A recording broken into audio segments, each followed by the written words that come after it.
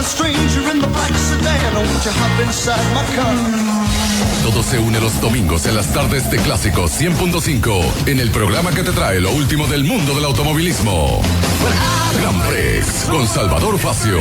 Este y todos los domingos de 3 a 5 de la tarde. Solo por Clásicos 100.5. Con lo mejor del pasado en el presente. A continuación, la música suena a todas las millas. En Grand Prix, con Salvador Facio por Clásicos 100.5.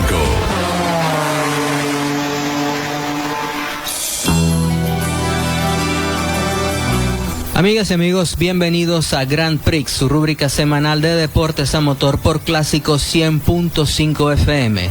Llegamos a ustedes gracias a José Antonio Roca en la dirección general, Andrés de Jong en la gerencia de producción, Endrit González tras los controles y quien les habla, Salvador Facio, certificado de locución 30.274. Nuestros anunciantes, Caribe Concert y Caribe Racing Team en el casco histórico de la ciudad, gentilmente atendidos por el piloto y cineasta Augusto Pradelli, y el cartódromo Euroland de la Vereda del Lago, atendido por Edwin Berger y Jürgen Regenberg. Hoy, como es costumbre, tenemos un invitado especial, alguien quien ha dado mucho al automovilismo a nivel nacional y que Dios mediante, cuando el año entrante se reinaugura el autódromo de La Chinita para todas las actividades que hay planeadas, seguirá dando mucho de qué hablar. Se trata del señor Helvar González. Bienvenido, Helvar. Gracias, Salvador. Gracias por invitarme a este programa, a conversar con tu audiencia. Bueno, y del apasionante tema que es el automovilismo. Algo que tanto nos gusta a todos los que estamos aquí. Y bueno, queríamos preguntarte, ¿cuál fue tu trayectoria a lo largo de los años, tus inicios? ¿Cuál fue tu primer carro de carrera, la primera carrera en la que participaste? En fin, cuéntanos un poco a 360 grados cuál fue tu historia en el automovilismo nacional hasta el año 2014, año en el cual prácticamente no nos queda nada de automovilismo. Mira, bueno, a diferencia de hoy en día, ¿no? Que los muchachos comienzan ya desde niños a montarse en un karting, ya yo me monté saliendo de la adolescencia, ¿no? Estaba en la universidad y conocí a una persona que corría en el automovilismo de velocidad, un zuliano, Norberto Hidalgo. Tico, el popular Tico, creo que es el venezolano que más ha participado en carreras nacionales. Tico, en una oportunidad me dijo, yo me acerqué a él porque yo tenía un carrito y quería ponerlo a andar más rápido y entonces me propuso, ¿quieres correr en un carro de carrera? Y yo, claro, ese es mi sueño de toda mi vida, correr en un carro de carrera. Y dice, bueno, chicos, vamos a correr en Turagua la semana que viene. Necesito 4 cauchitos cabalinos, yo creo que costaban, eran los cauchos más baratos del mercado, creo que con 50 bolívares los compraba los 4 cauchos. Unos cauchitos 13 que fabricaba una conocida marca, ¿no? Los cabalinos los usaban muchos Volkswagen. Los usaban los Volkswagen, pues, sí. Exactamente. Ese caucho era el que más se agarraba a las pistas de Turagua, de Maracaibo, de San Carlos, las pistas que estábamos aquí, y era un caucho extremadamente barato, económico, ¿no? Bueno, tan barato que yo tenía para comprar los 4, ¿eh? Bueno, y la otra cosa era, bueno, búscame gasolina de 110 octanos, 120 octanos. Tenía un amigo ahí en la base aérea que me la regalaba y las metía en la maleta del carro, y a lo salir de la universidad viajé a Turagua, pues. El viernes en la noche, viajando por esa carretera, llegamos a Turagua en la madrugada a dormir en la grama, ¿no? A dormir en la grama, esperar que llegara Tico, y cuando prendían esos carros el cansancio a uno se le quitaba desde el trasnocho, y a ponerse la braga y la cuestión, y a ver si el carro primero soportaba la carrera de experto, ¿no? Porque es que él me iba a prestar el carro para que corriera en novato. Ok, él corría la carrera de expertos y tú corrías la categoría de novatos. La categoría de novatos en el mismo carro, lo que hacía era cambiar los números y bueno, y nos lanzábamos a correr. Mi primera actuación fue en segundo lugar en Turagua. ¿El carro era? Era un Opel Manta. Qué bien. Sí, en esa época los carros eran los Fiat Super Mirafiori, el Opel Manta, Ford Cortina, el Ford Cortina, el Opel Ascona, Hillman Hunter, Hillman Hill. Esos eran los carros de esa época, terminando los 70, comenzando los 80, ¿no? Ajá. Uno que otro Camaro, uno que otro Mustang. Bueno, ya eso eran las categorías grandes, ¿no? Las categorías grandes, claro. Donde corría Juan Cocheza, Tito Feijó, Diego Feble, bueno, tantas personalidades, Paul Welch. Sí, corrían con, bueno... El famoso Opel Manta de Paul Welch y el Camaro de Paul Welch. El Camaro de Paul Welch, sí. Tito que corría en un Ferrari con un motor 454 Chevrolet, o sea, un híbrido ahí que hizo Tito, perdón, y que le fue muy bien, ¿no? Corría también el siempre recordado y amigo Antonio Pastore. Ajá. Corría en esa categoría y también corría en la categoría Fórmula. Ya él está rondando los 70 años más o menos, ¿verdad? Por ahí debe andar. Y sigue igualito del loco Pastore, no se le ha quitado por nada.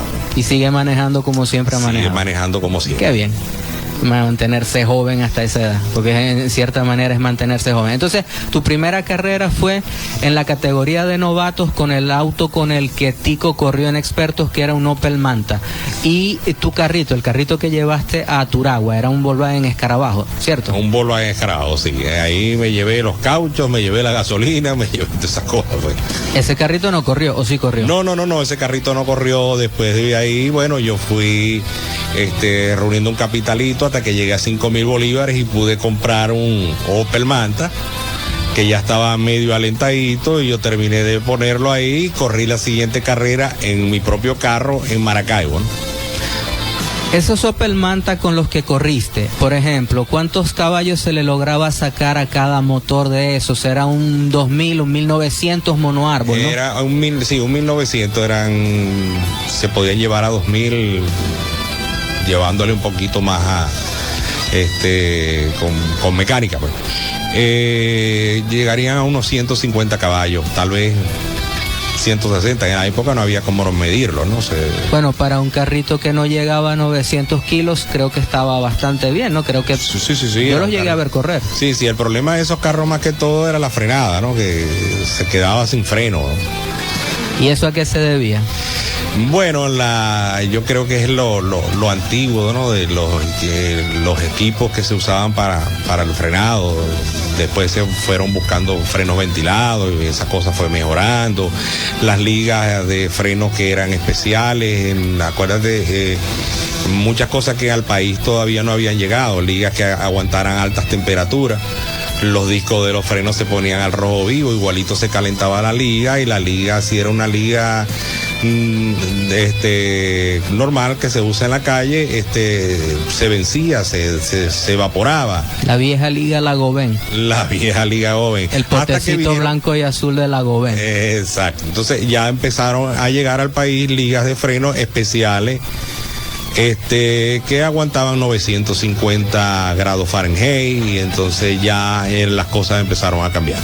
Está bien. Bueno, recuerdo que el Opel del Chupao Pérez tenía frenos Lockheed, que lo había traído de Inglaterra. Sí, pero ya eso era otra cosa, y usaban cajas Hewland, ¿no? Cajas Hewland. Unas cajas de esas oscilan hoy en día en los $36,000. Una sola caja Hewland. Sí, sin poner los rapoles, ¿no? Bueno, eso era cuando la Venezuela Saudita, cuando podíamos tener todo lo que queríamos tener porque estaba barato, dame dos. ¿Te acuerdas? Correcto. Como decían Cachirulo y Malula en Radio Rochela, está barato, dame dos. Vamos a una breve pausa musical y enseguida regresamos con el piloto Helvar González, quien nos seguirá contando la historia del automovilismo venezolano aquí en Grand Prix. Quédense con nosotros, ya regresamos. Escuchas a Salvador Facio en Grand Prix.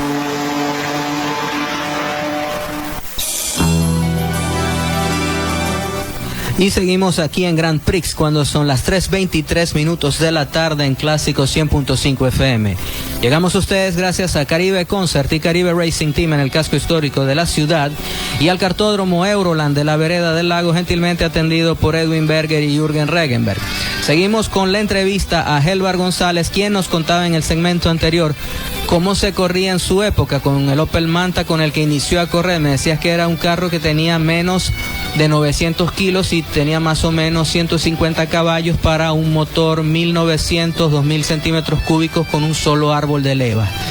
Habíamos quedado ahí. ¿Me seguías diciendo? Sí, te comentaba que el problema eran para el que tenía bajos recursos traerse unos grandes frenos, ¿no? Porque no frenaba no frenaba muy bien. Bueno, esa época después del Opel Manta vinieron los Chevette.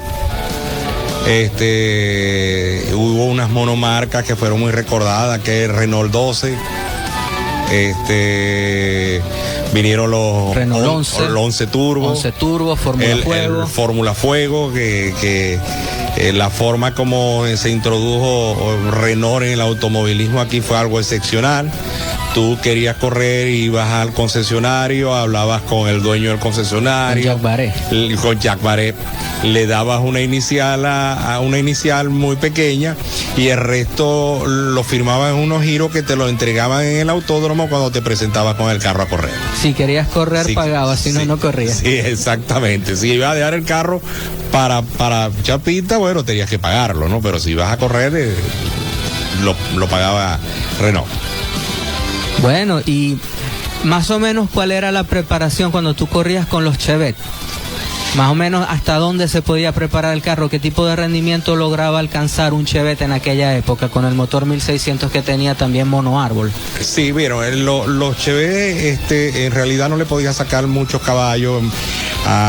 Máximo era muy limitado porque había unos reglamentos muy estrictos sobre que tenías que usar todo original de él.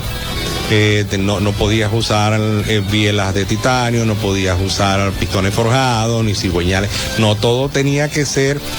Claro, eso era para abaratar la categoría, ¿no? Para que fuera asequible a la mayor. Muchos participantes. Sí. De hecho, tú debes recordar que se largaron aquí una vez en Maracaibo, largaron 52 carros, ¿no? Hicieron baterías, creo que hicieron, ¿no? Los largaron por 2 o 3 baterías. Sí, exactamente. De esa manera se pudo hacer una grilla con semejante volumen de vehículos para prácticamente el doble de lo que arrancaba en cualquier otra categoría a nivel mundial, ¿no? Sí, lo recuerdo claramente. Eso fue la categoría más prolífica que hubo en el país, prácticamente. Y como era una categoría que era bien cuidada con reglamentos, incluso en los grados de alineación que tenía la que tenía que tener la suspensión, el tipo de gasolina, el motor, como yo te dije, la caja original, todo era original, incluso lo que se le permitiera bajar una cantidad hasta llegar a un peso específico con el piloto y el tanque de gasolina lleno, ¿no?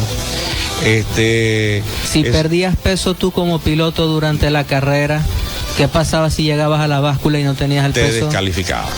Entonces, ¿qué debías hacer? ¿Tomarte 2 botellones de agua antes de subirte al carro? Como eso. Bueno, nosotros, previendo eso, teníamos un termo, ¿no?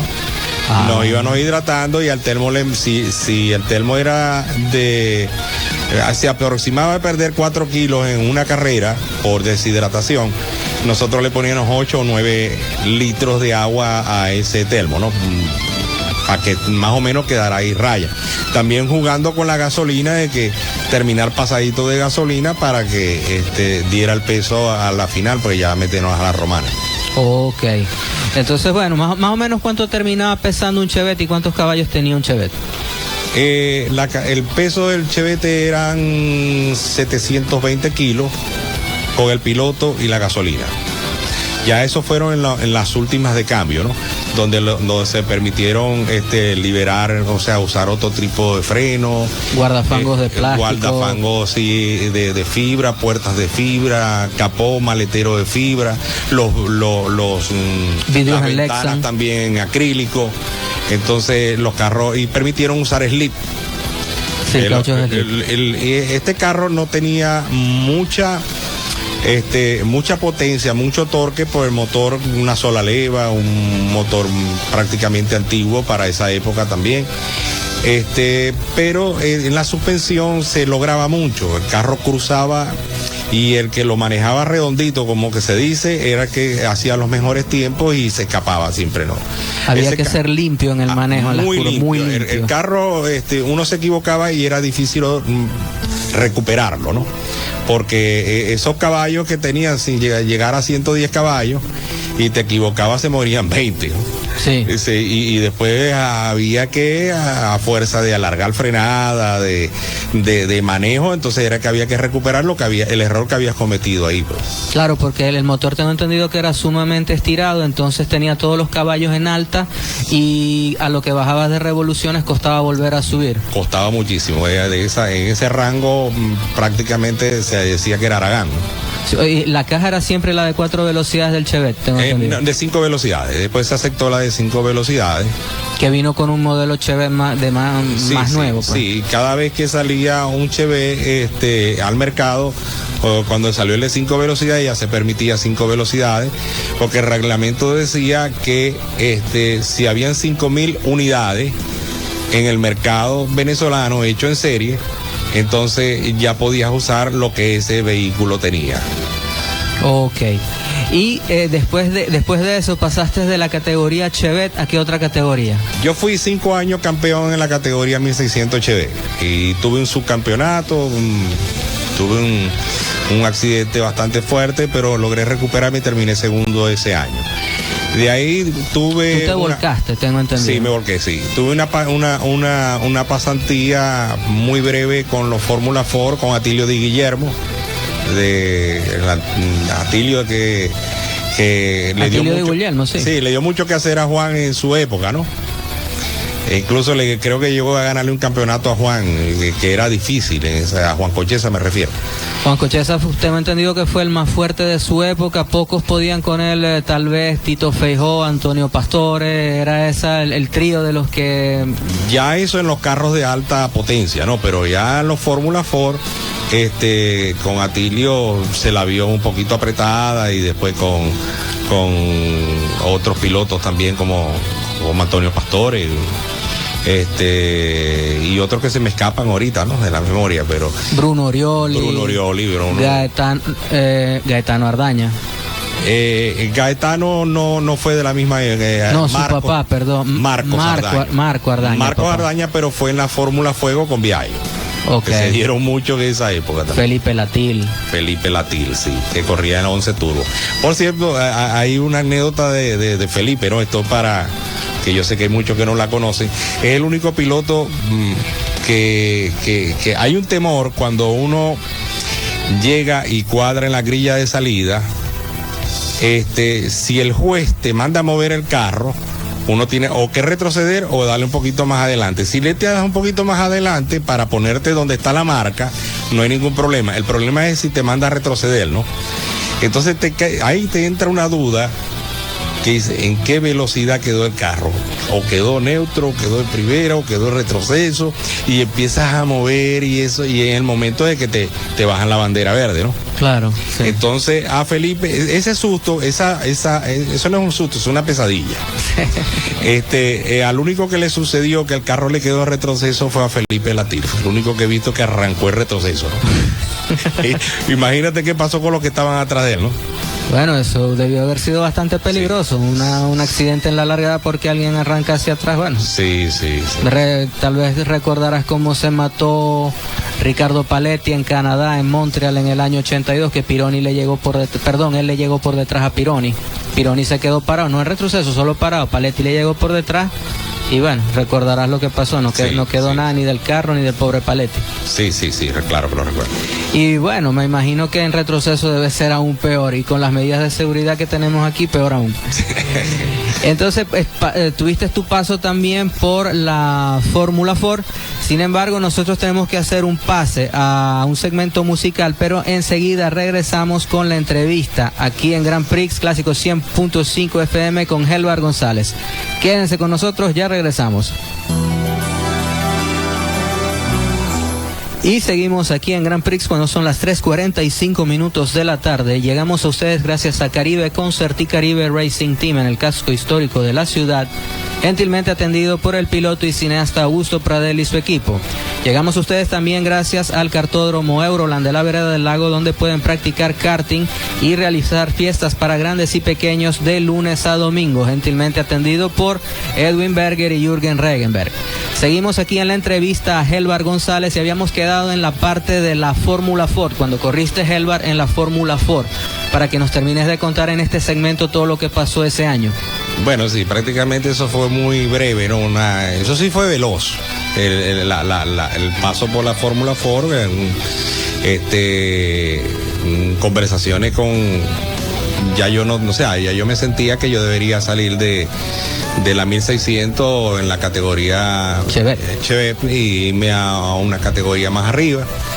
Lo que había era Fórmula y lo otro era la GT1. La GT1 donde corría Viallo con el Mustang de 600 caballos. Sí, señor. Bueno, corrí una carrera en Turagua con un carro de Atilio Di Guillermo, un Ford Lola. Ford Lola. Muy bueno el carro. Me costó adaptarme al carro, aunque giré muchos días antes de la carrera. No sé, hay pilotos que les gusta más el techo que el aire libre, ¿no? Entonces yo soy uno de esos. El carro de turismo me gusta mucho más que el Fórmula. En ese break que hubo con la gente, con la Fórmula Ford, estando en el autódromo, llegó la gente de comercialización de Visa Banco Maracaibo y me propusieron que me fuera a correr a la categoría GT1, que ellos me iban a apoyar, que me invitaron a una conversación en el antiguo Banco Mara. De ahí salimos, bueno, con un buen trato, y Viallo Parisi me produjo el primer carro de GT1. Mi primera carrera ¿Se trataba de un Mustang como el de Viallo? Se trataba de un Mustang totalmente igual al de Viallo, con la excepción de que habemos pilotos que manejamos con más torque y otros con menos torque. Hay pilotos que enderezan el carro a fuerza de torque y eso a ellos les da resultado. A mí me gusta manejar con un poquito menos de caballo, con un rango más de vueltas y manejar redondo, pues como te decía al principio. Pues, tipo de manejo limpio. Manejo limpio. Sin derrape. Sí, sin derrape. Y eso rinde muchísimo,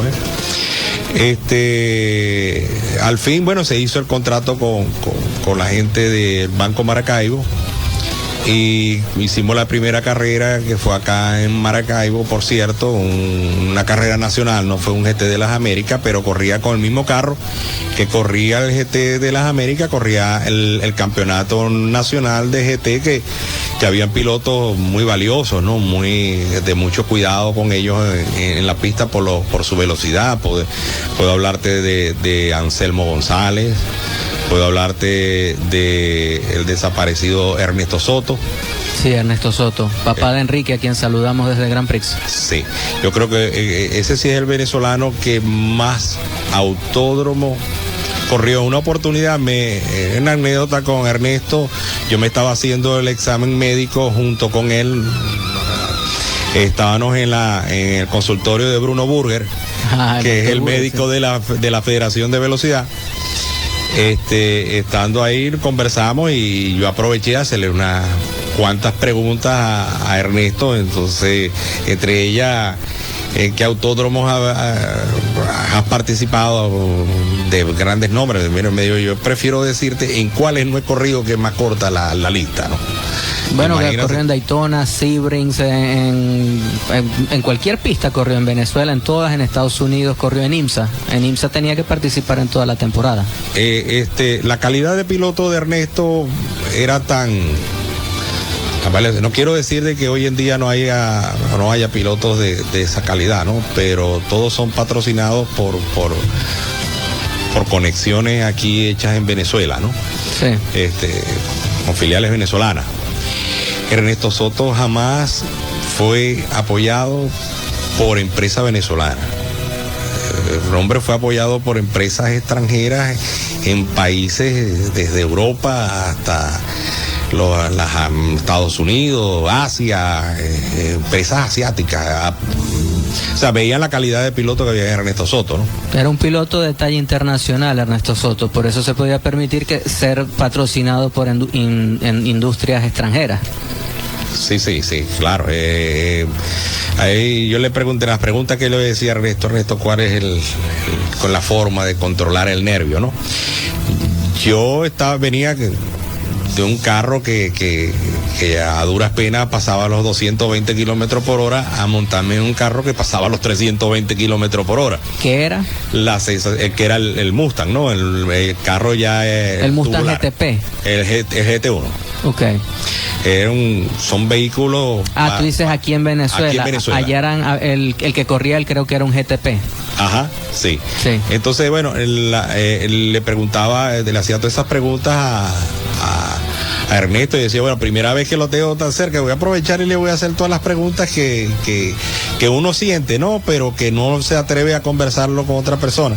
Yo le decía, chico, ¿qué haces tú con el nervio y el temblor que empieza en el pie izquierdo cuando uno va a alargar, van a dar la salida, ¿no? Ese es otro sustico, ¿no? Que dura hasta que baja la bandera, ¿no? Sí. Hasta ahí dura ese susto, ese nervio en la pierna izquierda. Él me decía, chico, yo me relajo, en un momento me han tenido que gritar por los audífonos, por radio, porque me quedo dormido. Imagínate toda esa preparación que él tuvo en tantos años de veteranía, ¿no? De verdad que, bueno, paz a sus restos, ¿no? Y a sus familiares, mi admiración por Ernesto Soto, ¿no? Sí, los dos hijos están corriendo. Los dos hijos, tengo entendido, están en Estados Unidos y corren en varias categorías con carros de calle preparados, pero les va bastante bien. No sabía esa información, tenía esa información. Bueno, luego de ahí vino el primer GT, lo corrí en Turagua. Lo corrí en combinación con Carlito Parisi. La carrera eran 3 horas de duración. No fue bien hasta el día de la clasificación, incluso hay que clasificarse los 2 pilotos. Ya yo había salido y había hecho mis tiempos. Carlito no había salido. Tenía que salir obligado porque había que hacer algún tiempo, pero tomaban el más corto, pues el tiempo más rápido, para compararlo con el resto de los pilotos, como se hace habitualmente. Carlos salió, se le rompió el motor, pero ya había girado una vuelta, ¿no? Ya tenía un tiempo, aunque era muy lento, y lograron salir de segundo. Imagínate la emoción de GT de la América, estar corriendo como comentábamos detrás de micrófono hace rato, ¿no? Con Morton, con Johnny O'Connor, con Irv Hoer, que lo escuché hablando en inglés. Sí. Irv Hoer lo escuché hablando en inglés diciendo que nuestra pista era una de las pistas más rápidas, técnicas, bonitas y divertidas donde él hubiera corrido en toda su vida. Alguien que corrió prácticamente en cualquier latitud. Sí, señor, sí lo dijo. Y le gustó Maracaibo, dijo que le gustó el clima. Por cierto, dejó el récord, ¿no? Todo ese récord de él sigue estando, ¿no? Que es el 1:33:20. De Irv Hoer con el Oldsmobile negro. No, lo hizo con el Corvette. Con el Corvette color Marlboro.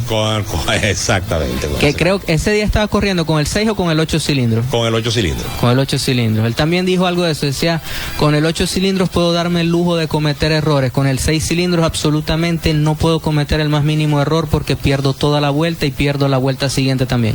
Eso es así. Eso es así. Bueno, vamos a una breve pausa musical y enseguida regresamos con la entrevista a Helvar González. Quédense con nosotros. 2 horas repletas del mundo del automovilismo. Grand Prix con Salvador Facio por Clásicos 100.5. Y seguimos aquí en Grand Prix cuando son las 4:04 de la tarde y llegamos a ustedes gracias al Kartódromo Euroland de la Vereda del Lago, gentilmente atendido por Edwin Berger y Jürgen Regenberg, donde pueden practicar el karting de lunes a domingo y hacer fiestas para grandes y pequeños. Asimismo, llegamos a ustedes gracias a Caribe Concert y Caribe Racing Team en el casco histórico de la ciudad, en la calle Carabobo, gentilmente atendido por Augusto Pradelli y su equipo.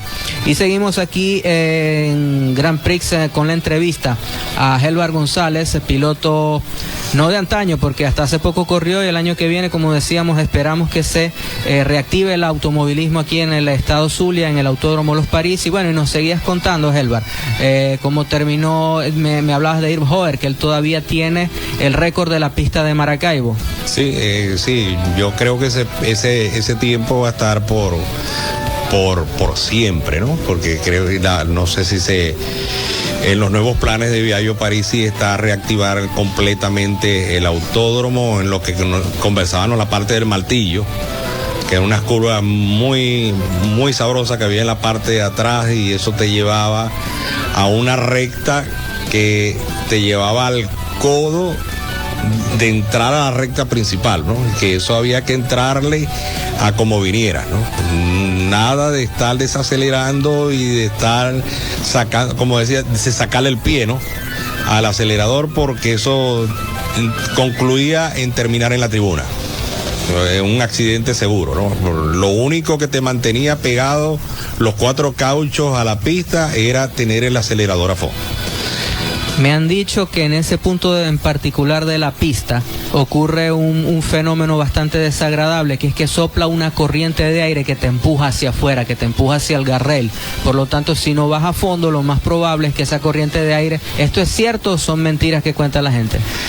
Mira, sí, es cierto, eso es cierto. Ahí en los carros grandes, como le decíamos nosotros a los GT1, ¿no? A los carros hechos ahí regulares, se siente, ¿no? Porque... ahí se siente demasiado, porque eso usa unos alerones, un alerón bien grande. Esos carros tienen más de 2 metros de ancho, y un alerón con unos centímetros más, 2 metros 10 puede ser.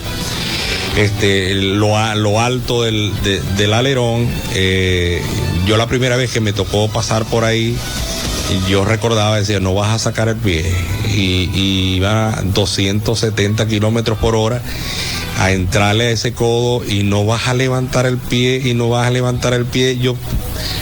Yo soy creyente, ¿no? Yo creo en Dios. Y cuando pasé ahí en la curva, sentí que el carro se iba a ir, y de pronto hubo algo, una mano que lo empujó de atrás y lo pegó al piso, ¿no? ¿Alguien Claro, te ayudó? Físicamente el alerón, pero yo sentí a Dios en ese momento, que me agarró y me puso en la pista nuevamente, ¿no? Ya la segunda vuelta que pasé a esa velocidad, ya uno se le quitó el miedo, ¿no? Es como el estreno, ¿no? El estreno. El estreno de pasar ahí. Esa es una curva que muchos pilotos extranjeros no pudieron con ella, desaceleraban. En buen maracucho decía, al que se iba a ir fue que le sacó la pata. le sacó el acelerador, ¿no? Y sucedieron grandes accidentes, ¿no? Cosas fuertes, ¿no? El Pontiac Fiero que se salió ahí se metió dentro de los pits, entre los pits y los cronometristas. Sí, ese es el Pontiac Fiero, precisamente, chico, ese Pontiac Fiero lo iba a comprar yo para correr en la categoría GTU. En la GTU, yo lo estaba negociando con Manny Méndez, puertorriqueño, ya un señor de edad que ya para esa época se retiraba y tenía varios carros, corría un Oldsmobile y corría, y tenía ese carro para correr, creo que lo trajo a vender, ¿no? Y trajo un piloto para exhibirlo, y ese señor le sacó el acelerador al Pontiac Fiero ahí, y adiós. Se terminó metiendo donde se terminó. Sí. Medio carro por un lado, medio carro por el otro. Por cierto, subí una foto de ese carro destruido por detrás al muro de Grand Prix, al muro que le hice al programa de radio en Facebook. Puedes ver la foto, el carro se ve desde atrás, tiene prácticamente el tren trasero arrancado por completo. Sí, ese golpe fue duro. Y fue un milagro que no matara a nadie, porque había gente tomando, los cronometristas estaban ahí.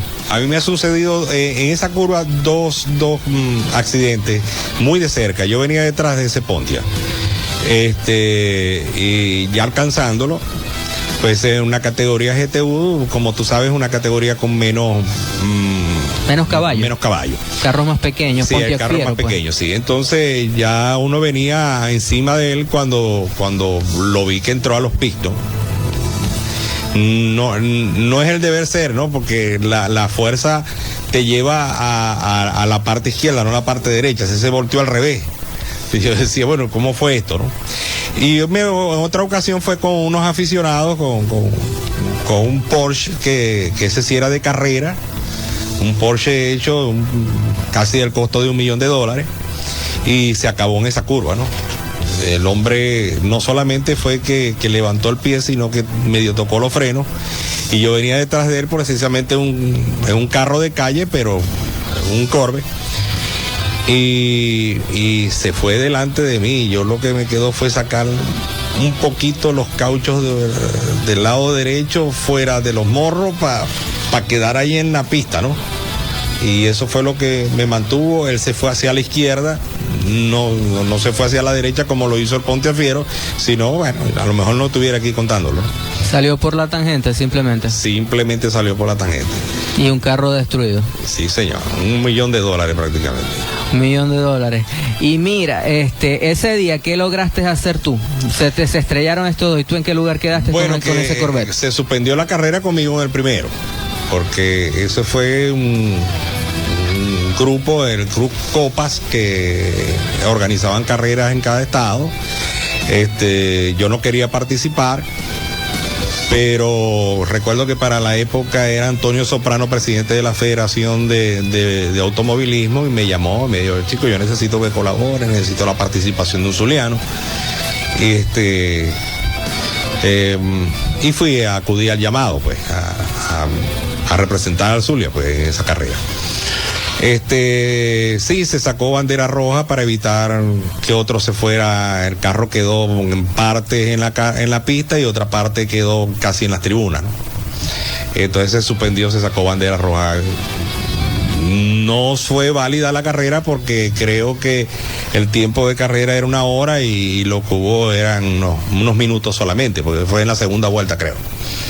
Está bien. Bueno, vamos a una pausa musical y enseguida regresamos con más de esta entrevista a Helvar González. Quédense con nosotros. La música suena a todas las millas. En Gran Prix, con Salvador Facio por Clásicos 100.5.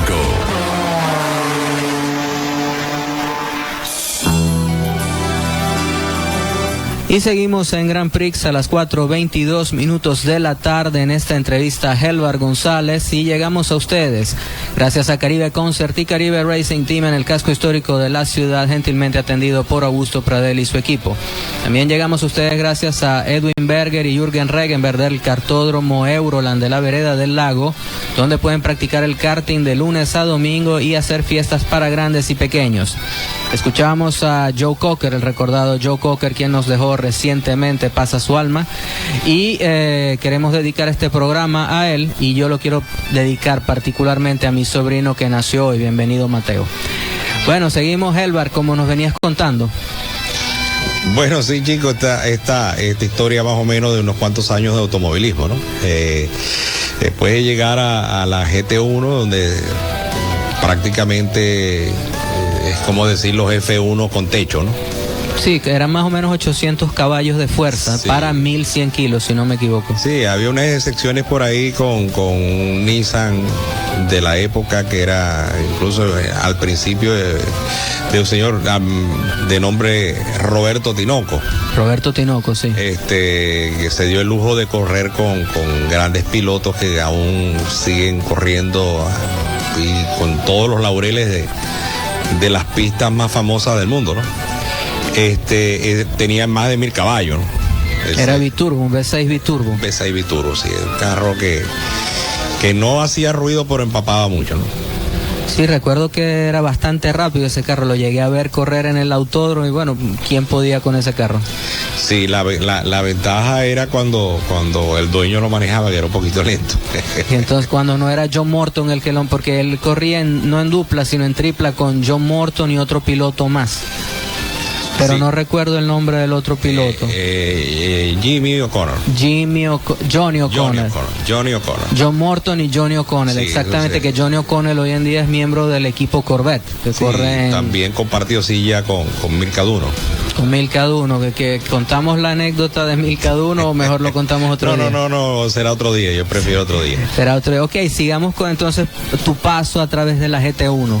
Bueno, en la GT1 estuve un tiempito, llegamos a la GT,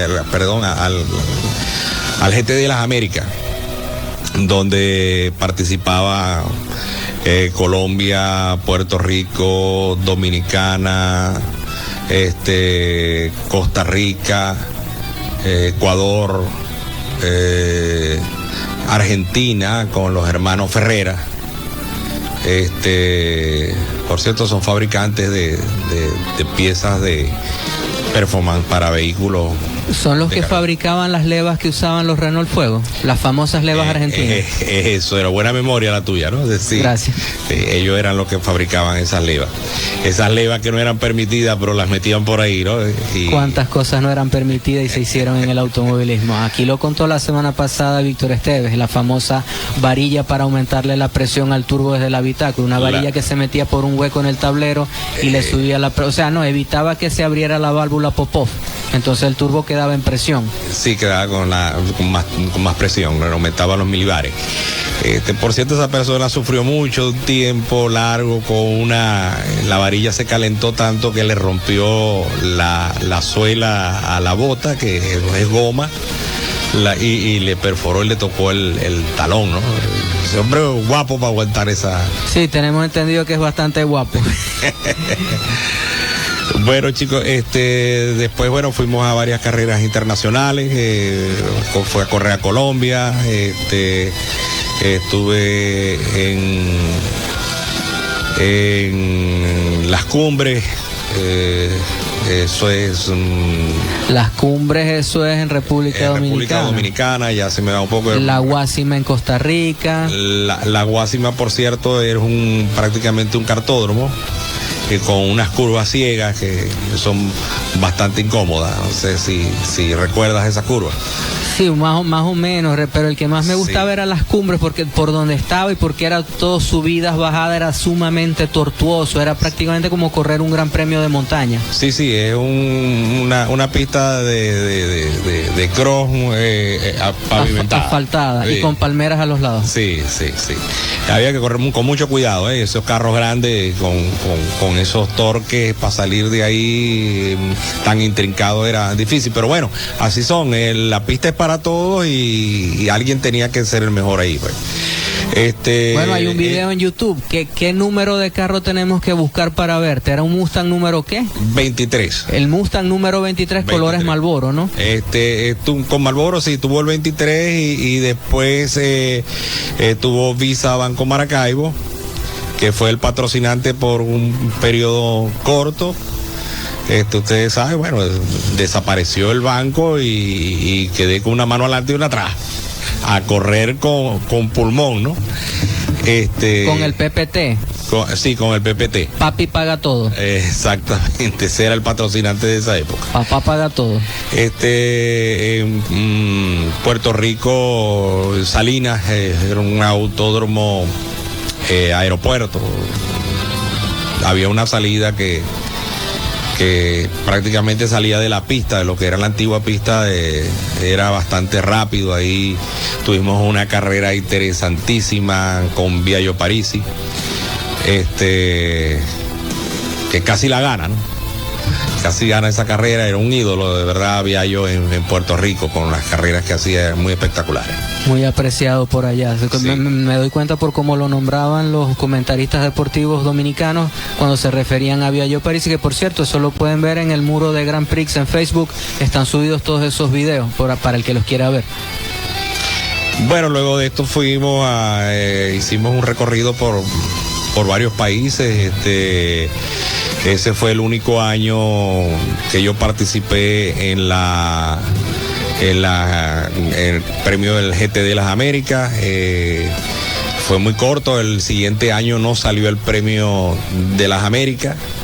Se acabó porque en el mundo, usted, al saber de todo, pues quien patrocinaba prácticamente el 80% de ese premio era una tabacalera. Y no podía aparecer la publicidad de la tabacalera ya en esa época.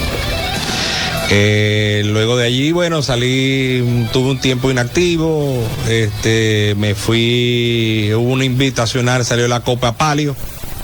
No sé si recuerdas. La Copa Palio, la Copa Mustang, la Copa por Fiesta, creo que era. Hubo varias copas. La Copa Veo. Aveo, hubo varias copas. Corsa, sí. Sí. La primera que inició eso fue con la organización de Betancourt, de Publicidad 67. Antonio Betancourt y organizaron la Copa Palio. Fue una copa bien bonita. Yo no tuve la oportunidad por razones de trabajo de participar en todas las carreras, pero sí gané la última válida de ese campeonato, que fue bien. Por cierto, me tocó compartir muchas risas y muchas anécdotas con nuestro amigo Coleta. Muy recordado, sí. Sí, muy recordado. Y de allí, bueno, me dediqué a mis hijos, gratos recuerdos del automovilismo y muchas ganas de seguir corriendo tenía en ese momento. Grandes amigos, como te contaba, con el Mono Montero. El Mono Montero, que hablaremos del largo y tendido en el próximo segmento. Sí, señor. De ahí me fui, bueno, a respaldar a los muchachos que pasaron por el karting, pasaron por el motocross. De verdad recogimos muchos frutos, recogimos, yo creo que demasiado, porque donde yo podía ayudarlos más era o en el karting o en el automovilismo, pero ellos decidieron irse por las motos, Está bien. Bueno, nos vamos un momentico a una pausa musical y enseguida regresamos con esta entrevista a Helvar González aquí por Grand Prix en Clásicos 100.5. Quédense con nosotros, ya regresamos. Escuchas a Salvador Facio en Grand Prix.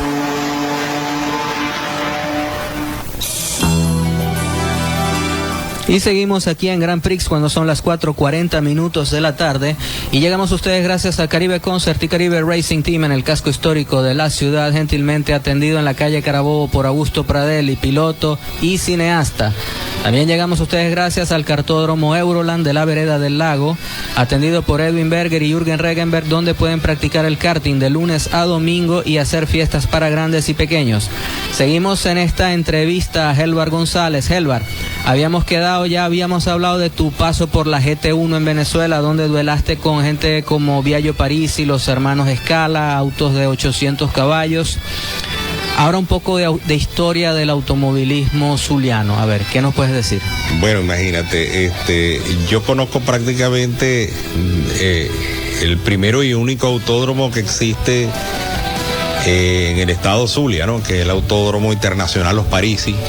Se llama de nuevo así, Autódromo Internacional de Los Parisi. Sabe que hubo una pugna judicial por la tenencia del autódromo, que volvió a manos de Biagio Parisi. Este autódromo fue construido por el conocido Mono Montero. Guillermo Montero, para ser Guillermo Montero era su nombre real, ¿no? El nombre artístico era el Mono Montero. Conocido por todos. Conocido por todos, así era. El Mono, todo lo bueno y lo poco malo que se pueda decir de esa pista, hay que decir que lo hizo el Mono Montero. Él diseñó la pista, él construyó la pista, él fue piloto también un piloto, bueno, prolífico, digamos así. Sí, se mantuvo algún tiempo dentro del automovilismo, pero muy apasionado, ¿no? Vi unas fotos de él en los 500 kilómetros de Maracaibo manejando un Chevrolet Bel Air, creo que era patrocinado por Upaca. Sí. Interesantísimo, voy a ver eso. Después te paso el link, okay. Está en internet. Me tocó, me acompañó en los últimos años que yo corrí en la GT1, me acompañó siempre que llegaba al PIG, estaba el Mono apoyándome ahí en el autódromo. Él luego de eso, después que tuvo el autódromo, que fue propiedad de él y lo construyó, corrieron pilotos, bueno, como hablábamos hace rato, de Diego Feble, Giovanni Spadaro con su Alfa GTA. Corrió Paul Wells, Jesús Pérez, alias El Chupao. Saludamos cordialmente, por cierto, esperamos próximamente tenerlo por aquí para entrevistarlo también a él. Sí, gran piloto y mecánico, ¿no? Muy buen piloto. Bueno, te fui a buscar a ti porque me mandó El Chupao, me dijo, vete donde es Helvar, que él sí te va a decir que sí, yo estoy ocupado. Bueno, saludos a Jesús Pérez, ¿no? Saludos a Jesús Pérez. Luego de eso, los hermanos Cocheza, Rino y Juan tuvieron rentado ese autódromo un tiempo hasta que vino una persona, no sé si, yo creo que si eso se pudiera medir en escala, ¿no? Como un 70% más apasionado que el mono y que los hermanos Cocheza juntos, sí, que quiso de verdad hacer hubiese sido una hazaña, ¿no? Bastante grande dentro de lo que es el automovilismo zuliano, ¿no? El recordado José Ramón González, un periodista que cubrió más de 280 premios del Mundial de Motociclismo y unas 200 grandes premios de Fórmula 1 para revistas y canales de televisión y radio española. Consiguió de que en conversaciones con BAR, con una escudería de Fórmula 1 Baronda, y con el mismo Frank Williams, que en esa época no había donde hacer pruebas en invierno, de que se vinieran a probar acá en Maracaibo, ¿no? Esto tuvo sus conversaciones en la FIA. De los pilotos que vinieron a analizar esa pista vino Trulli, el conocido Trulli, el cual no consiguió mucha vía de escape y de zonas de seguridad para los pilotos, pero que señaló dónde era que se podían construir y el señor Cruz Parisi, dueño ya de ese autódromo. Que en paz descanse. Que en paz descanse. Se comprometió a hacer todo eso y había un gran problema, ¿no? Un gran y pequeño problema.